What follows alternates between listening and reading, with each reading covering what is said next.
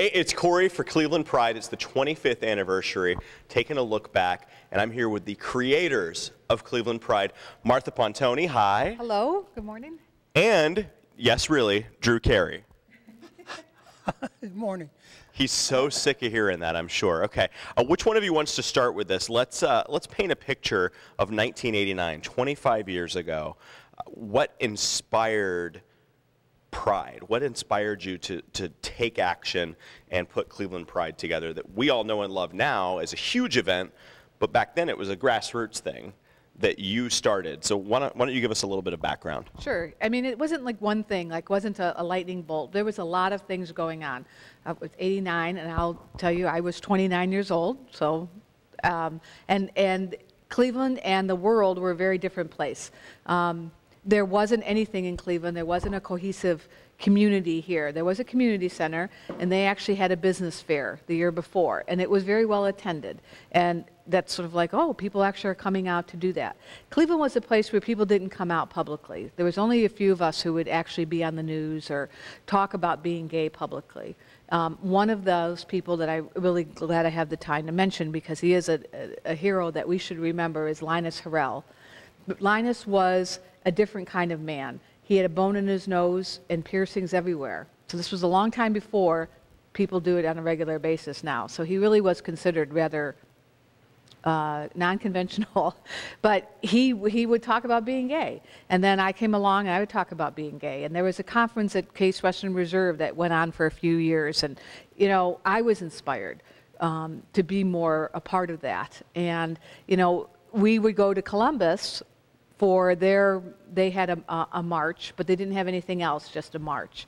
And so, I mean, I don't actually, maybe Drew remembers the actual conversation where we said, you know, we just have to do this. We just have to try to do something here in Cleveland.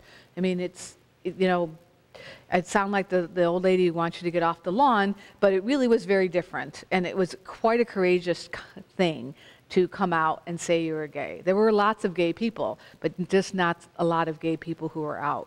And so that really was our mission, was to help people come out and say that they were gay. Well, in '88, well, first of all, I came back to Cleveland after several years in Portland, Oregon. That was at the end of '79, beginning of '80. And then I spent a bunch of years in working at various organizations. Eventually, I wind up at WRUW doing a program called Gay Waves. It was a half-hour magazine-style program with other people who eventually wound up on the committee for Pride, such as Brian DeWitt, Bob Laycock, and so forth. And what it was is that in '88, I was getting tired of, I wanted to do something else.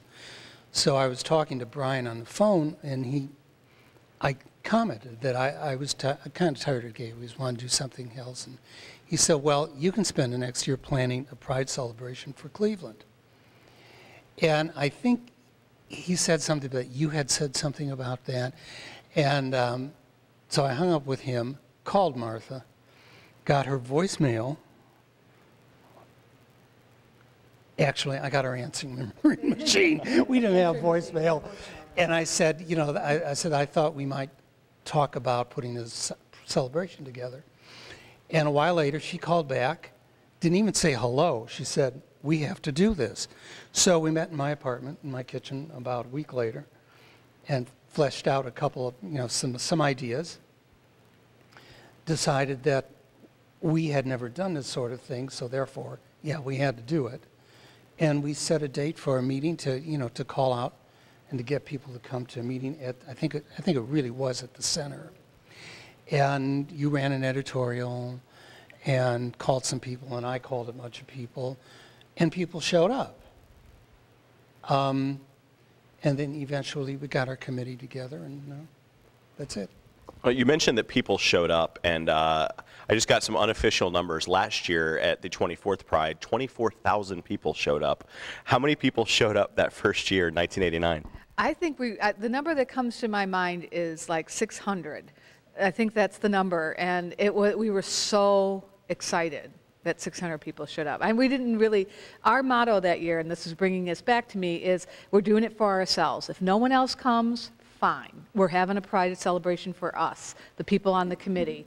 And so if people showed up, we would feel, you know, that was like the icing on the cake. So we didn't actually really believe anybody else would show up except the 25 or 30 of us who are working on this. And when 600 people came through that gate, we were totally blown away. It was very inspirational, really. See, with the community then, you saw the same people over and over again at everything. Not because we were closely knit, but because there weren't that many people out, really. And this was the first time, it was like the right moment, because we had, I mean, all the commotion with AIDS, and there was a lot of, I remember a lot of coverage in the Chronicle that had to do with discrimination of all sorts and gay bashings and, you know, what have you. So there was, we felt that there really was this need. And again, that business, what was it? Business fair was really pretty successful. And looking at the photographs that I have from that, it was well attended. But you have to realize that everything is like relative to what? Well, for 1989 and 88, that was very well attended for our community. And the other thing is that we felt that we had spent so many years going down to Columbus for this march. It was almost like Cleveland emptied out. And we all went, a lot of us went down on buses. We chartered buses. And it was like, why shouldn't we have our own? So this is where we went with it. And there was a lot of discussion about what date to put it on, because we didn't want to interfere with that. I would like to say, if you don't mind, is that, you know, there were very real consequences of being gay and lesbian, outwardly gay and lesbian. It wasn't like, you know, someone might not like you, all right? I mean, gay bashings and firings. I mean, part of what brought me into the community before I even started the Chronicle was Bob Navis getting fired from being the music teacher at Cleveland Catholic High School.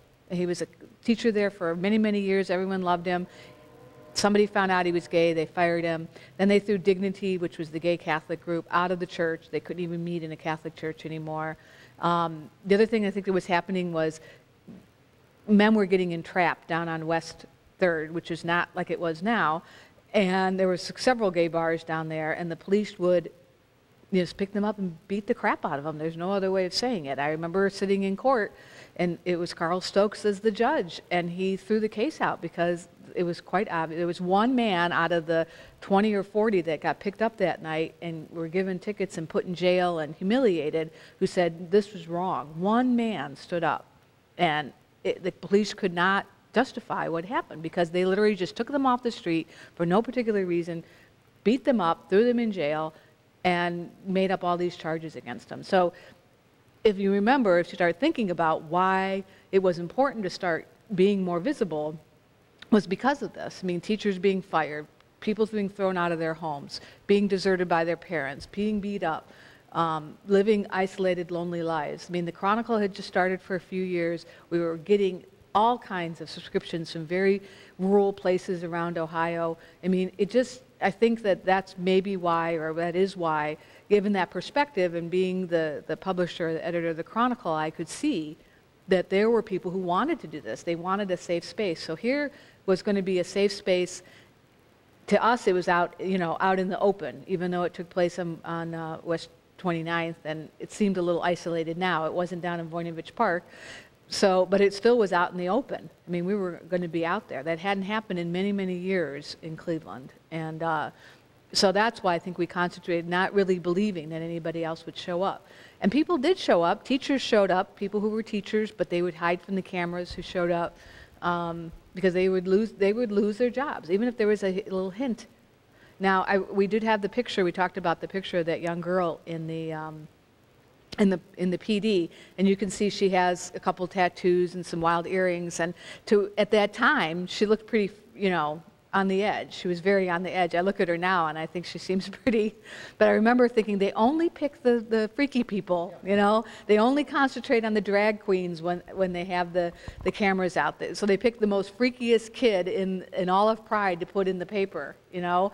And of course, quite tame now. But so that's important to me to remember, that it wasn't just people stayed in the closet because they were lazy or they didn't care. It's that they really could be hurt physically, mentally, emotionally. And so a lot of Pride was making that space, that safe space for them to be who they were without judgment and to be with like people, you know? We take it for granted now. It just wasn't that way. If you wanted to be with like people, you went to the bars, but you went to these, dark, seedy places. And, not everybody was into that. Not everybody wanted to do that. And so here we are in the bright daylight of a city street where television cameras were allowed to come in, and they did, very few. There were politicians there. I'll tell you that Jay Westbrook has been at every Pride. I love Jay Westbrook. The mayor at the time was George Voinovich, our retired senator. He didn't come because it was Father's Day, but that wasn't the only reason he didn't come, because he couldn't be seen to be associated with us.